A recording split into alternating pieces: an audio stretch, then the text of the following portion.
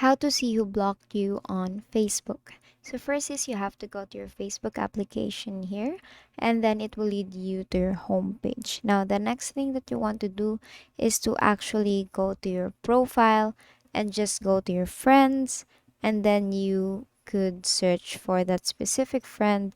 And if that friend is not there, then there might be a possibility that he or she blocked you. Now the other thing is you can search or look for that friend here.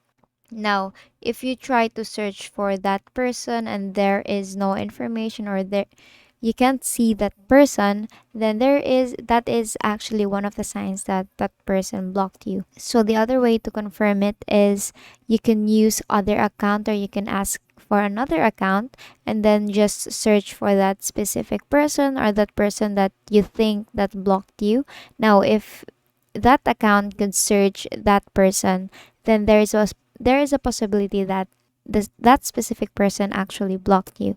Now the other thing is you can go to your messenger, and then if you actually go here, if you tap on and open your conversation, as you can see, this person is unavailable on Messenger. That also means that he or she blocked you.